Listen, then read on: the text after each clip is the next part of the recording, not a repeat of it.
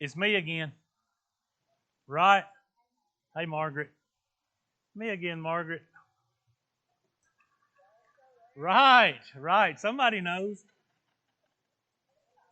Somebody knows. Hey, Kevin started that. Just so you know, it's Kevin's fault. I had no problems last week. He wasn't here. Joshua chapter 6. Joshua chapter 6. I'm going to kind of do going to be in the same area we were last week and going to be in this area for a little while. Looking at some things and talking about some things that are just really, in my opinion, brought out in Joshua for some reason. They just kind of stand out. This is not the only place we can find discussion on this subject by any means, but it's one of the more prevalent ones, in my opinion. Just as I read through it, it just kind of stands out to me. So we're going to start this morning in Joshua chapter 6, and we're going to talk about the importance of obedience. Montana has a tendency when I'm preaching. Well, first she'll ask each week, "Are you preaching?" And when I tell her, "Yeah," she always wants to know what I'm preaching about. And I said, "Well, you won't have to worry about being a sermon illustration this week because I'm talking about obedience." She said, "But you could use me on how not to do it." I said, "We'll do that next week in disobedience." So y'all stand and let's read Joshua chapter 6, starting in verse 1. Joshua chapter 6, starting in verse 1.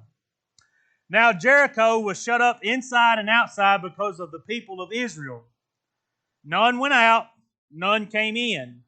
And the Lord said to Joshua, "See, I have given Jericho into your hand, with its king and mighty men of valor.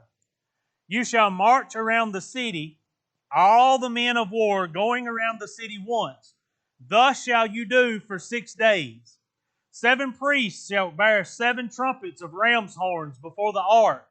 On the 7th day you shall march around the city 7 times, and the priests shall blow the trumpets. And when they make a long blast with the ram's horn, when you hear the sound of the trumpet, then all the people shall shout with a great shout, and the wall of the city will fall down flat, and the people shall go up, every one straight before him."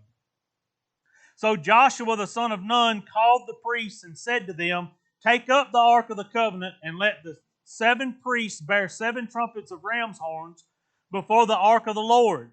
And he said to the people, "Go forward, march around the city, and let the armed men pass before the ark of the Lord." And just as Joshua had commanded the people, the 7 priests bearing the 7 trumpets of ram horns before the Lord went forward, blowing the trumpets with the ark of the covenant of the Lord following them. The armed men were walking before the priests who were blowing the trumpets, and the rear guard was walking before the ark, while the trumpets blew continually. But Joshua commanded the people, "You shall not shout or make your voice heard, neither shall any word go out of your mouth until the day I tell you to shout. Then you shall shout." So he caused the ark of the Lord to circle the city, going about it once. They came into camp, spent the night in camp. Then Joshua rose early in the morning, and the priests took up the ark of the Lord. The 7 priests, bearing the 7 trumpets of ram's horns before the ark of the Lord, walked on. They blew the trumpets continually. And the armed men were walking before them, and the rear guard was walking after the Lord, while the trumpets blew continually.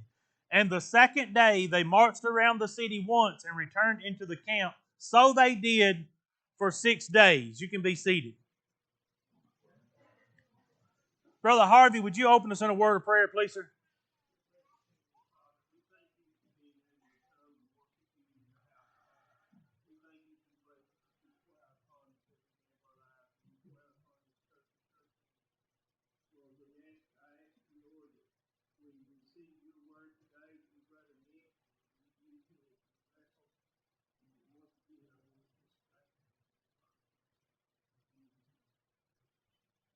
Amen. All right. So just to kind of get a little background, a little catch up here, I think everybody's pretty familiar with this story. Last week we talked about the children crossing the Jordan River and the water standing up, And then they come into Canaan, and here is this city called Jericho. And where we picked off reading, it says Jericho was shut up inside and out because of the people of Israel. They heard about the people of Israel. So this is the largest fortified city in the area, and it's on lockdown. We're all pretty familiar right now with lockdown, right? They're on lockdown. Nobody going out, nobody coming in. This city's locked down. But look in verse 2. And the Lord said to Joshua, see, I have given Jericho into your hand with its king and its mighty men of valor. Joshua just received a promise from God. If you read the end of chapter 5, you'll see that Joshua was talking to a man who said he was the leader of the army of the Lord, commander of the army of the Lord. All right, so this word came to Joshua most likely from this angel, if you will, commander of the army of the Lord. He said, look at this. This is the largest city, largest fortified city in this whole area, and I've given it over to you. You're gonna overtake it, its king, its mighty men of valor, right? That's a promise from God that Joshua has just received. Now, following the promise was an instruction, and very detailed instruction. March around the city one time a day for 6 days. This is the order that you march in. The soldiers, the Ark of the Covenant, the 7 priests blowing the ram's horns. Blow the horns continually. Don't say a word. So Joshua has received a promise. Now he's received instruction. Now Joshua, next in our reading, Joshua delivers these same instructions to the people of Israel, right? He takes the instruction that God has given him and he gives it to them. This is what we're going to do. 6 days around the city, around the walls. We're going to walk in this order. We're going to do it one time a day for 6 days. Y'all don't say a word until I say shout. But when I say shout, I want to hear you shout.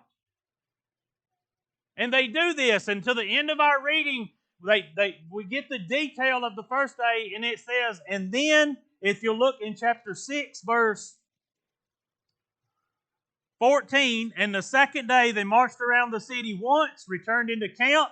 So they did for 6 days. Now I want you to picture this.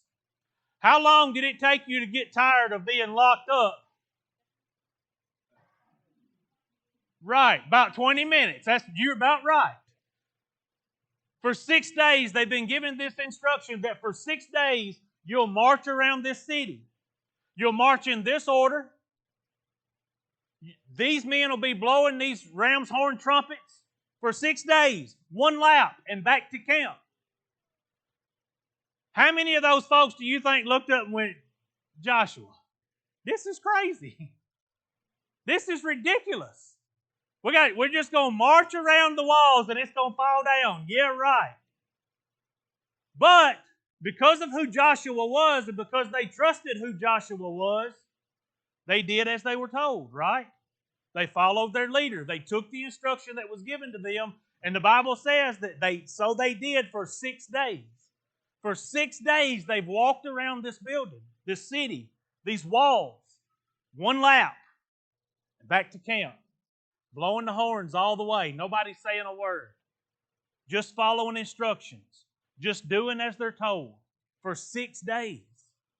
One lap a day, and then back to camp. Now let's look at the fun part. On the 7th day, they rose early at the dawn of day and marched around the city in the same manner 7 times. It was only on that day that they marched around the city 7 times. 6 days, 1 time. 7th day, 7 times. At the 7th time, when the priest had blown the trumpets, Joshua said to the people, shout, for the Lord has given you the city. And the city and all that is within it shall be devoted to the Lord for destruction. Drop down with me to verse 20. So the people shouted and the trumpets were blown. As soon as the people heard the sound of the trumpet, the people shouted a great shout, and the wall fell down flat, so that the people went up into the city, every man straight before him, and they captured the city. Then they devoted all in the city to destruction, both men and women, young and old, oxen, sheep, and donkeys, with the edge of the sword. Another part of the instruction was, don't take nothing out. All of this is for destruction. All of this is quote-unquote sacrifice to God. Don't take nothing with you. The only thing in here that's going to survive is a lady called Rahab. We're going to get to that in a minute. But I want you to look at what obedience looks like. Because some of us get tired about day 3. Some of us get tired about day 4. Most people don't ever make it to day 7 to see what God has promised. See, they didn't get rewarded at day 1 for that obedience. They didn't get rewarded on day 2, even though they done exactly what they were told to do. No reward at day 3, 4, 5, or 6, right? No reward. No evidence that the promise was real in the first 6 days, right? They just had to trust that what God said He would do, and then just keep doing it, right? So many people get to day 3 and go, you know what? I don't see it, right? So many people get to day 5 or 6 and they're just one day away from getting to see what God has promised. And they're gone. They turn from it. They walk away. They're done praying. They're done trying. Listen to me. It takes time sometimes to get to those promises. Sometimes those promises that God has promised us take something on our behalf, some sacrifice from us. And so many times we're one day short of seeing the promise. We're one day short of seeing the healing. Because for 6 days we did great, but on the 7th we were gone. Right? It took 7 days of doing exactly what they were told. Hey, they didn't get none of it out of order. They didn't take none of it lightly. For 6 days they were in the right order at the right time, the right number of times, the right people with the ram's horns, the right amount of noise, nobody talking that wasn't supposed to. That's what obedience looks like. Then they get to day 7, and this 6 trips of the week wasn't good enough. You hear me? Day 7, 6, the other 6 days didn't matter at this point. It don't matter how long you've been faithful. When you quit, you're done. Right? It don't matter that you prayed for it for the 5 days of the 7 God was wanting you to pray. When you quit at the 5, it's over. There wasn't any reward to these guys in the first 6 days. There was no evidence that the promise was even real. They just had to take His word for it. Amen? You just got to take His word for it. But look, on the 7th day, because they remained faithful, on the 7th day, 7 trips, all this time they've been quiet, except for the ram's horns. And on the 7th day, Joshua said, shout. Were they shouting because the walls had failed? No, the walls hadn't failed yet. This was still part of the obedience. On the 7th day, Joshua said, shout. And they shouted. Then the walls fell. Now it's all available. Now they get to see the promise. Now they get to see that God's hand was in it for the whole time. It hadn't been obvious to this point. Don't forget that. There's no guarantee at day 3 that other than God said it, right? There's no evidence that there's nothing. Little rocks ain't falling off at the top or the bottom. One little wall didn't fall to give them encouragement. You know what I mean? Because that's what you and I look for. While we're that first day out there walking around it, we want to see some cement falling off, don't we? We want to see some evidence that what we've been told is true, right? And when we don't see that, we get discouraged and we get weak and we go, forget it. It ain't worth it. It probably ain't going to happen no way. And when you quit, you're right. It ain't going to happen no way. Because you quit. You stopped. You didn't make it to day 7. You didn't fulfill your end of the thing. But look, on the 7th day, the 7th trip, the blowing of the horns, the shouting of the voices, and the walls come down. See, that's the faithfulness of the God we serve. When He makes a promise, He's going to keep His end. He ain't worried about that. He's worried about if you're going to do your part or not. So many of us get to day 5, to day 6. And because we don't see the evidence of what we've been told is going to happen, we quit. We quit. Some people even make 3 laps on the 7th day. But it don't matter.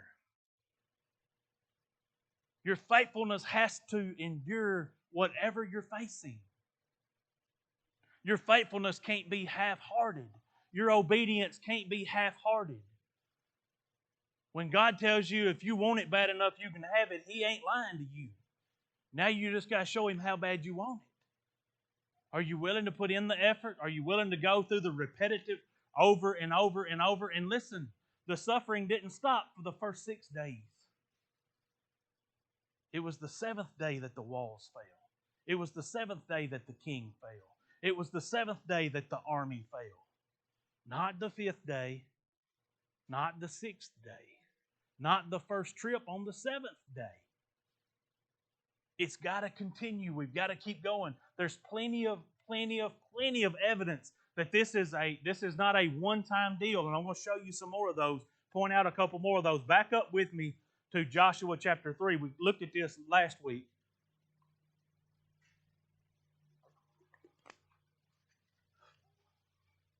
Joshua chapter 3, verse 15.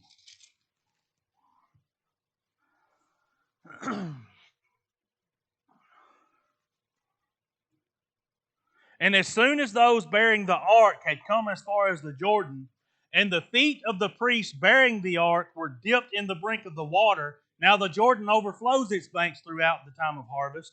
Verse 16, the waters coming down from above stood and rose up in a heap very far away at Adam, the city that is beside Zarethan. And those flowing down toward the Sea of Abraham, the Salt Sea, were completely cut off, and the people passed over opposite Jericho. You know, just a few days before where we're reading at this morning, this event of the walls falling, we had another account. You can go back and read chapter 3 and you'll get the same series of events. Joshua gets instruction. Joshua gives the instruction to the people. The people follow the instruction and the water stands up. It's obedience. And listen, while they were on their way, they didn't get to watch it from those guys carrying the Ark of the Covenant, those priests, didn't get to watch this event from afar. What had to happen in order for it to stand up according to the instructions that Joshua gave them? Their feet had to get wet. They had to step in the brink of the water before they could see it take place. So many of us are standing at the edge of the water going, but it's my new shoes. We're scared of what's going to happen. We're scared of the consequences of if we get our feet wet and then it don't take place, people's going to laugh at me. Okay. It's a chance you've got to take. See, you've got to trust God enough to get your feet wet. You've got to trust God enough to walk the whole time. Make every lap that's asked of you. And for some of us, for Joshua's bunch, they were given once a day for 6 days, 7 on the 7th day. They knew some of us don't know how many laps we're going to have to make. Some of us, we ain't been promised that just our toes are going to get wet. Some people's knees might get wet before they see it start to unfold.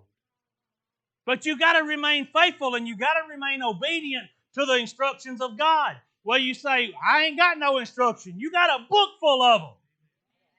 A book full of them. Listen, He doesn't tell us to pray until we get what we want, put it all to the side, and just let that be that till we need something else. We ain't serving a genie in a bottle. Our prayer life has to be consistent. It has to be a way of life. And just because we don't see the results we want to see the first day, don't give us permission to stop and try something else. You got to keep chugging. You may be in day 3. You trying to get to day 7. You may be at the edge of the water, but your feet ain't wet yet. You can't stop. You can't quit. You can't give in. You got to keep going. It's got to. Listen, in the midst of this story we just read this morning was a lady by the name of Rahab. Most of you are probably familiar with this story, but I want to show you another instance of obedience and the promises of God. They would send out spies to bring back information to find out what was ahead of them before they went into these places to take them over. They sent out a couple of spies to Jericho. They got busted and had to have a place to lay low and hide. And they found this prostitute by the name of Rahab. And they told Rahab, if you won't give us away, when God takes this city, you and your family will be spared. So Rahab hid them. She hid the spies. They came looking. They ain't seen no spies here. Nope, not in my house. Nope.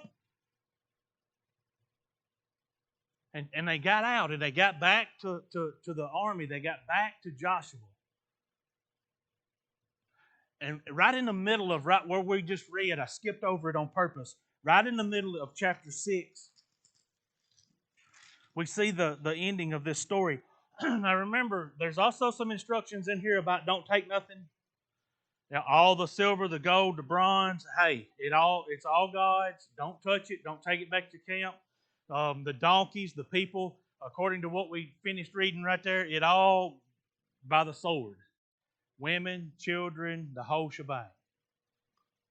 Nothing's left except Rahab. Look at here. In chapter 6, verse 17. The city and all that was within it shall be devoted to the Lord for destruction. Look here. Only Rahab the prostitute and all who are with her in her house shall live, because she hid the messengers whom we sent.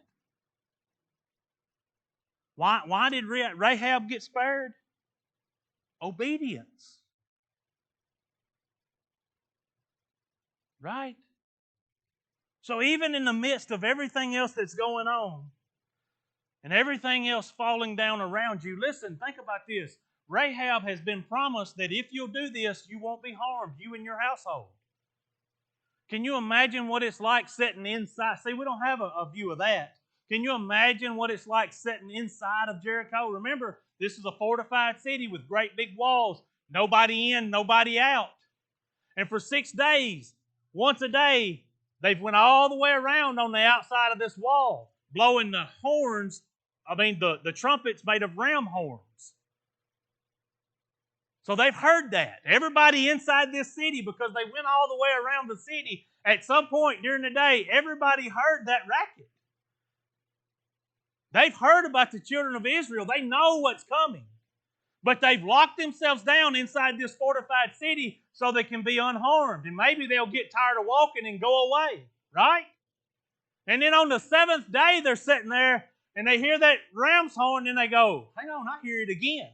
Hang on, I hear it again. Hang on, I hear it again. Then they heard the shout. And when they heard the shouting take place, the walls fell down. Now imagine that you're Rahab and you're inside this fortified city and you've been made a promise. And the walls start to fall. Listen, everything in there died by the sword. Everything, listen to me, everything in there was destroyed except Rahab and her family. You know, sometimes your instruction ain't to keep necessarily doing something. And sometimes you're in the middle of the destruction and you're watching as the city walls are falling down. People are dying off all around you. Cattle, donkeys, everything's being slayed. And you're sitting there going, God, I hope you're telling me the truth. Because that's who Rahab was. She was going, I hope they told me the truth. Because if not, I'm fixing to die by that same sword. And the only way you mess that up is to jump up and run. Right? Rahab stayed in her house. And her whole household were spared during all of this. They were spared. They were given that promise. They trusted that promise. Listen, sometimes you got to get your feet wet, right? Sometimes you got to march for 7 days tirelessly. Just keep doing what you've been told to do. Just keep doing what you know is right. Listen, you can do all you want to do to be as godly as you know how to be. But if you ever stop doing it, it's over. See, the thing about this walk of faith is it's not over until you quit. That's it. Until you quit. And at any time, any one of us can raise our hand and go, I'm out. Listen, I know that because I've seen people after people after people after people do it. I had a conversation with a guy just this past week. We were stuck working together a couple of long days, as a matter of fact. And the conversation came up. And he'd been to church here a few times in the past. And I just asked him, what happened? Well, where'd you go? I kind of like seeing you around, believe it or not.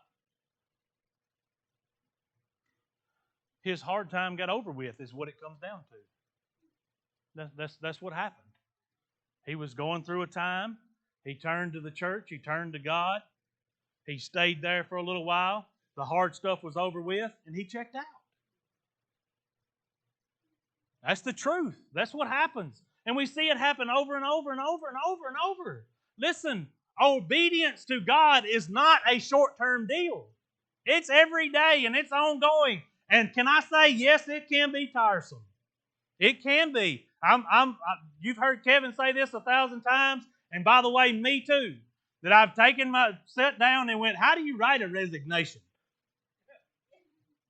And go, it'd just be easier. It would. To just walk away and go do something else. It can't be rougher. But then I come to my senses. Because I know and I understand that obedience to God is not a short-term plan. All the benefits are out of this world, but the plan's long-term. Yes, it's tiresome. Yes, it gets old from time to time. Yes, it wears you out from time to time. But listen to me. What if I quit today and tomorrow was my day? What if I was this close to having my toes wet and I'm just standing there looking at the water going, I don't know, God. I just really don't believe you on this one. And he goes, don't walk off. Just get your toes wet. Obedience to God is not a short-term process. You have no idea what's around the next corner. Neither do I. It could be the greatest blessing you've ever received, or it could be the biggest bunch of tribulation you've ever experienced. I don't know. But I can tell you this. If you'll remain faithful, so will He. Every time and time and time and again. And listen to me, if that thing you've been praying for just hadn't got delivered yet, maybe you just ain't seen it yet, maybe it just ain't there yet, don't quit. You may be on day 6. You may be on lap 5 of day 6. It'd be a crying shame to quit now. You know what I mean? Listen, 17 years of marriage and no kids. You don't think we didn't pray for that every day? Every day. Merry Christmas. Here's your 9-year-old. What if we had quit praying in November? What if we had quit praying at year 15? You hear me? You hear me? You understand what I'm telling you?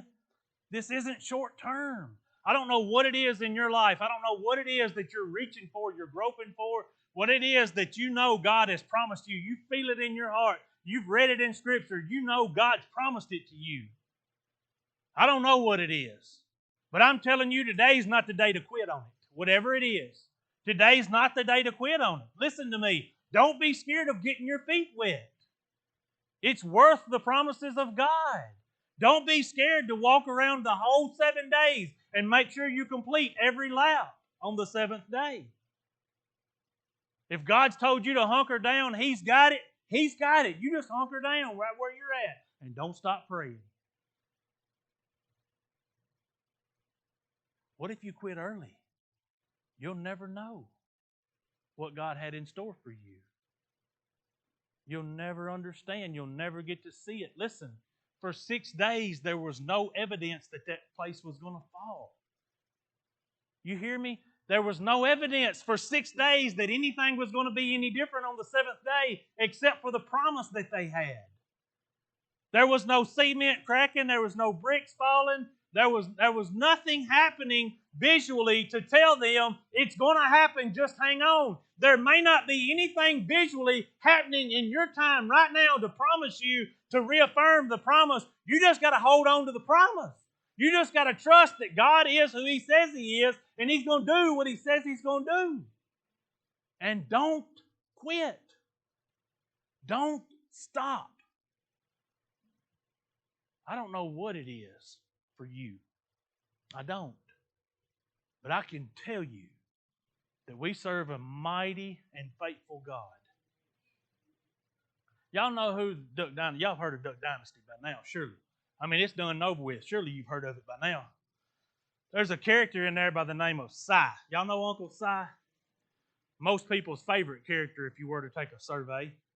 I watched a video this week of a guy that interviewed Si, just a vlog type deal, video blog deal where just a random dude. He kind of lives in the same area that they do, and he had some connections and wanted to know if he could get an interview. He asked one question. He sat down with Si and he asked one question.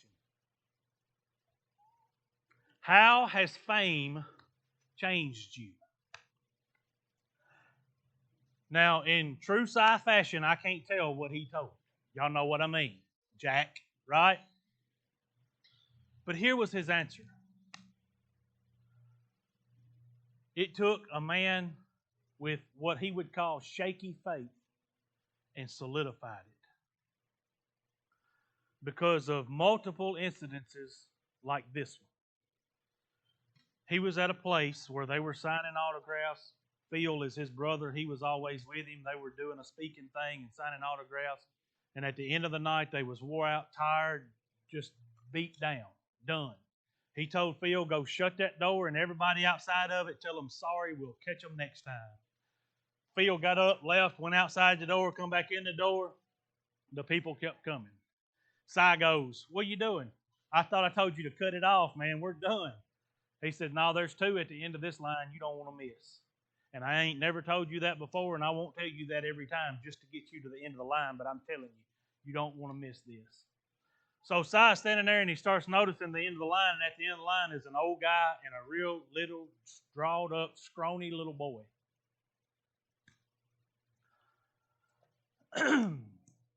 They finally got there to him, and the little boy, the grandfather said, Si, we don't want no autograph, we don't want no picture.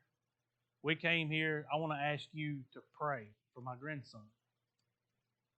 He's eat up with cancer. We've done some tests this past week. It's all over him.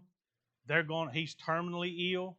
They're going to go tomorrow and figure out what the treatment plan is going to be for the rest of his days on this earth.